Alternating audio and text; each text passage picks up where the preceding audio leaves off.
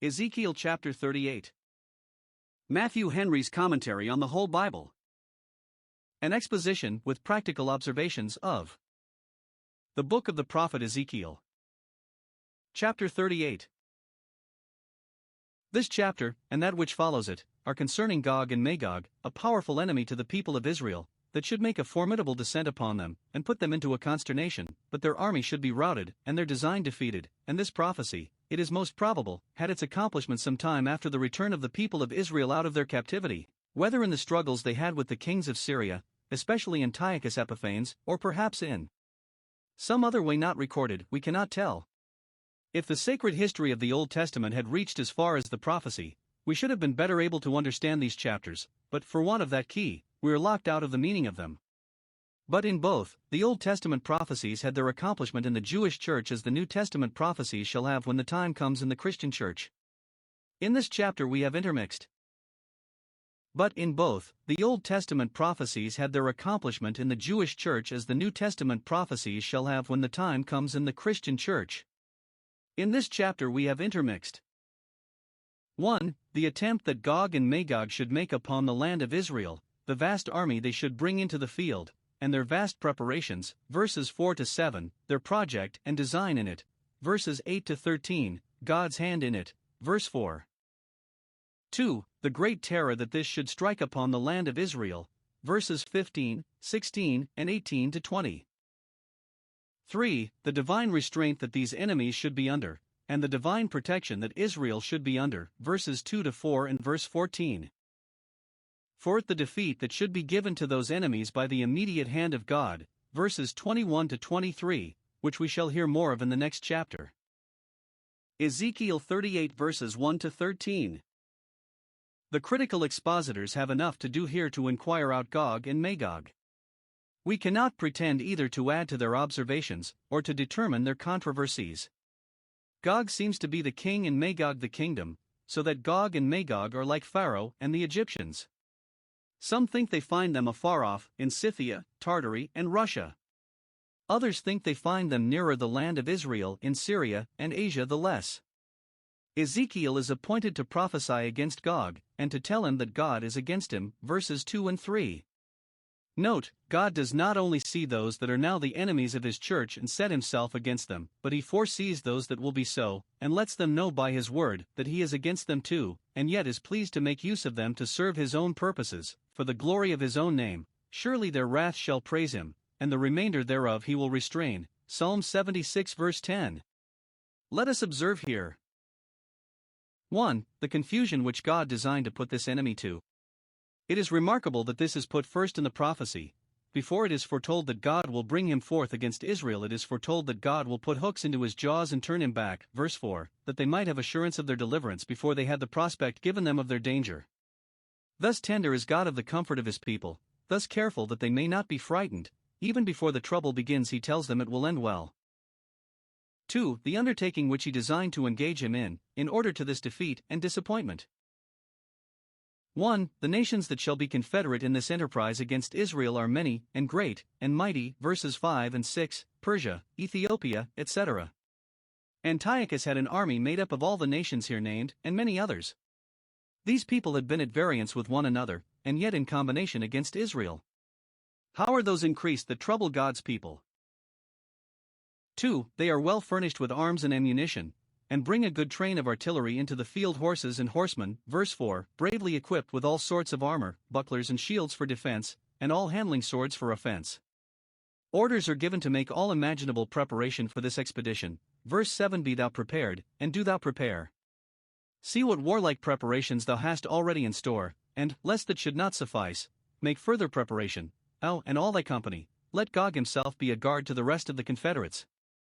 As commander-in-chief, let him engage to take care of them and their safety. Let him pass his word for their security, and take them under his particular protection. The leaders of an army, instead of exposing their soldiers needlessly and presumptuously, and throwing away their lives upon desperate undertakings, should study to be a guard to them, and, whenever they send them forth in danger, should contrive to support and cover them. This call to prepare seems to be ironical. Do thy worst, but I will turn thee back, like that Isaiah 8 verse 9. Gird yourselves, and you shall be broken in pieces. 3. Their design is against the mountains of Israel, verse 8, against the land that is brought back from the sword. It is not long since it was harassed with the sword of war, and it has been always wasted, more or less, with one judgment or other. It is but newly gathered out of many people, and brought forth out of the nations. It has enjoyed comparatively but a short breathing time, has scarcely recovered any strength since it was brought down by war and captivity, and therefore its neighbors need not fear its being too great, nay, and therefore it is very barbarous to pick a quarrel with it so soon. It is a people that dwell safely, all of them, in unwalled villages, very secure, and having neither bars nor gates, verse 11. It is a certain sign that they intend no mischief to their neighbors, for they fear no mischief from them. It cannot be thought that those will offend others who do not take care to defend themselves, and this aggravates the sin of these invaders. It is base and barbarous to devise evil against thy neighbor, while he dwells securely by thee, and has no distrust of thee, Proverbs 3 verse 29. But see here how the clouds return after the rain in this world, and what little reason we have ever to be secure till we come to heaven. It is not long since Israel was brought back from the sword of one enemy, and behold the sword of another is drawn against it. Former troubles will not excuse us from further troubles, but when we think we have put off the harness, at least for some time, by a fresh and sudden alarm we may be called to gird it on again, and therefore we must never boast nor be off our guard. For that which the enemy has in view in forming this project, is to enrich himself, and to make himself master, not of the country, but of the wealth of it, to spoil and plunder it, and make a prey of it. At the same time that God intends to bring this matter about, things shall come into the mind of this enemy, and he shall think an evil thought, verse 10. Note, all the mischief men do, and particularly the mischief they do to the church of God, arises from evil thoughts that come into their mind, ambitious thoughts, covetous thoughts, spiteful thoughts against those that are good, for the sake of their goodness. It came into Antiochus's mind what a singular people these religious Jews were, and how their worship witnessed against and condemned the idolatries of their neighbors, and therefore, in enmity to their religion, he would plague them. It came into his mind what a wealthy people they were, that they had gotten cattle and goods in the midst of the land, verse 12, and withal how weak they were, how unable to make any resistance, how easy it would be to carry off what they had, and how much glory this rapine would add to his victorious sword. These things coming into his mind, and one evil thought drawing on another, he came at last to this resolve. Verses 11 and 12, I will go up to the land of unwalled villages, yea, that I will, it will cost me nothing to make them all my own. I will go and disturb those that are at rest, without giving them any notice, not to crush their growing greatness, or chastise their insolence, or make reprisals upon them for any wrong they have done us. They had none of these pretenses to make war upon them, but purely to take a spoil, and to take a prey, verse 12, in open defiance to all the laws of justice and equity, as much as the highwayman's killing the traveler, that he may take his money. These were the thoughts that came into the mind of this wicked prince, and God knew them. Nay, he knew them before they came into his mind, for he understands our thoughts afar off. Psalm 139 verse 2. 5. According to the project thus formed, he pours in all his forces upon the land of Israel, and finds those that are ready to come into his assistance with the same prospects. Verse 9, thou shalt ascend and come like a storm, with all the force, and fury, and fierceness imaginable, and thou shalt be like a cloud to cover the land, to darken it, and to threaten it, thou and not only all thy bands, all the force thou canst bring into the field, but many people with thee, such as are spoken of. Verse 13, Sheba and Dedan, the Arabians and the Edomites, and the merchants of Tarshish, of Tyre and Sidon and other maritime cities, they and their young lions that are greedy of spoil and live upon it, shall say, hast thou come to take the spoil of this land? Yes, he has, and therefore they wish him success. Or perhaps they envy him, or grudge it to him. Hast thou come for riches, who art thyself so rich already? Or, knowing that God was on Israel's side, they thus ridicule his attempts, foreseeing that they would be baffled, and that he would be disappointed of the prey he promised himself. Or, if he come to take the prey, they will come and join with him, and add to his forces. When Lysias, who was general of Antiochus's army, came against the Jews, the neighboring nations joined with him, 1 Mac. 3:41, to share in the guilt, in hopes to share in the prey. When thou sawest a thief, then thou consentedst with him. Ezekiel 38 verses 14 to 23. This latter part of the chapter is a repetition of the former. The dream is doubled, for the thing is certain, and to be very carefully regarded. 1. It is here again foretold that this spiteful enemy should make a formidable descent upon the land of Israel. Verse 15, thou shalt come out of the north parts, Syria lay on the north of Canaan, with a mighty army, shalt come like a cloud, and cover the land of my people Israel. Verse 16. These words, verse 14, when my people Israel dwell safely, shalt thou not know it? may be taken two ways. 1. As intimating his inducements to this attempt. Thou shalt have intelligence brought thee how securely, and therefore how carelessly, the people of Israel dwell, which shall give rise to thy project against them. For when thou knowest not only what a rich, but what an easy prey they are likely to be, thou wilt soon determine to fall upon them. Note, God's providence is to be acknowledged in the occasion, the small occasion perhaps, that is given, and that not designedly neither, to those first thoughts from which great enterprises take their original. God, to bring about his own purposes, lets men know that which yet he knows they will make a bad use of, as here. Or 2. As intimating his disappointment in this attempt, which here, as before, the prophecy begins with, when my people Israel dwell safely, not in their own apprehension only, but in reality, forasmuch as they dwell safely under the divine protection, shalt not thou be made to know it by the fruitlessness of thy endeavors to destroy them. Thou shalt soon find that there is no enchantment against Jacob, that no weapon formed against them shall prosper. Thou shalt know to thy cost, shalt know to thy shame, that though they have no walls, nor bars, nor gates, they have God himself, a wall of fire, round about them, and that he who touches them touches the apple of his eye. Whosoever meddles with them meddles to his own hurt. And it is for the demonstrating of this to all the world that God will bring this mighty enemy against his people.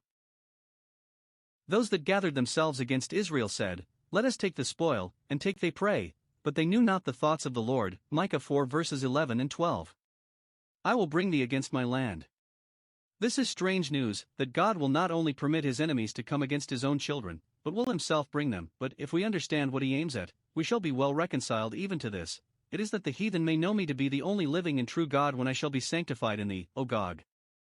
That is, in thy defeat and destruction before their eyes, that all the nations may see, and say, There is none like unto the God of Jeshurun, that rides on the heavens for the help of his people. Note, God brings his people into danger and distress that he may have the honor of bringing about their deliverance, and suffers the enemies of his church to prevail a while, though they profane his name by their sin, that he may have the honor of prevailing at last and sanctifying his own name in their ruin. Now it is said, This shall be in the latter days, namely, in the latter days of the Old Testament church. So the mischief that Antiochus did to Israel was, but in the latter days of the New Testament church another like enemy should arise, that should in like manner be defeated.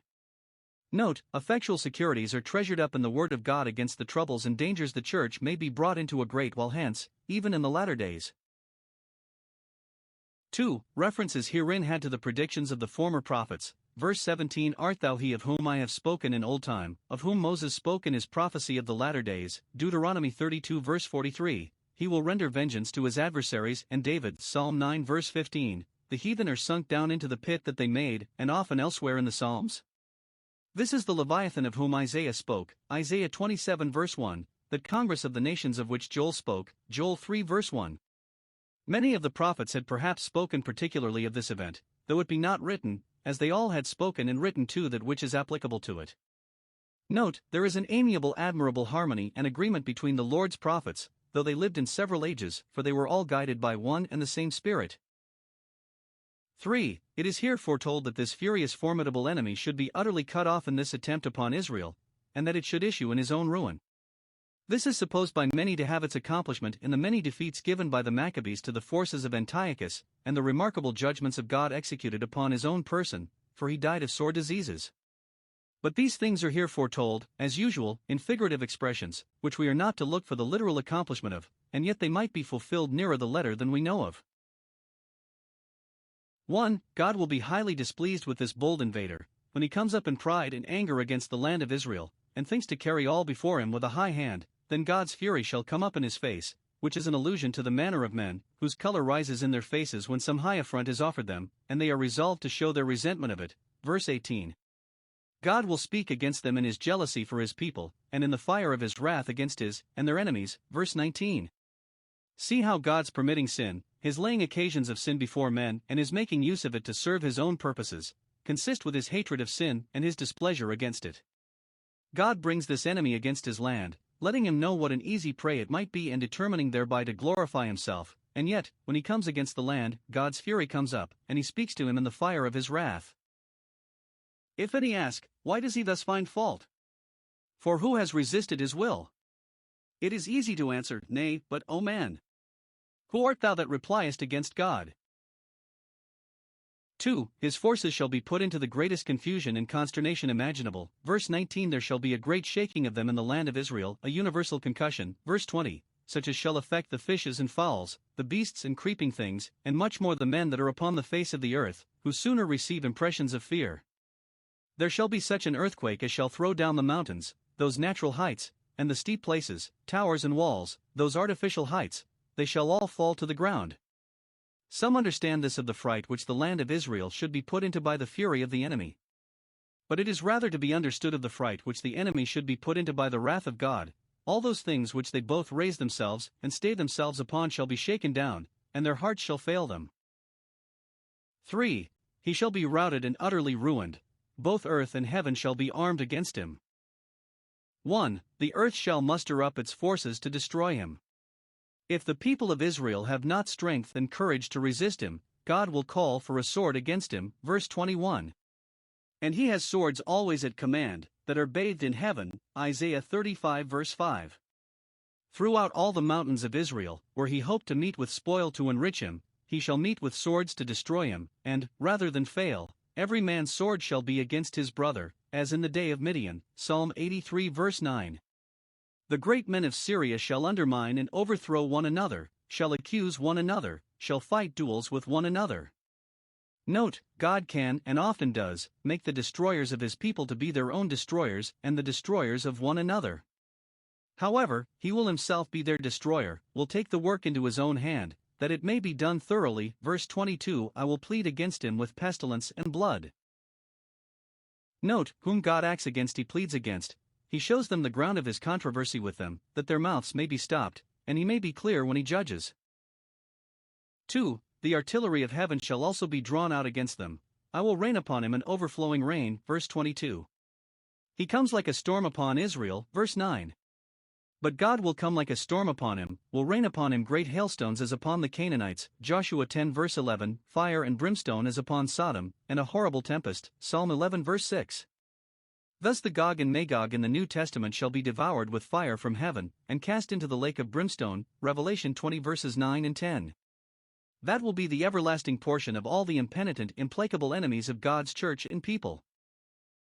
4. God, in all this, will be glorified. The end he aimed at, verse 16, shall be accomplished. Verse 23. Thus will I magnify myself and sanctify myself. Note, in the destruction of sinners God makes it to appear that he is a great and holy God, and he will do so to eternity.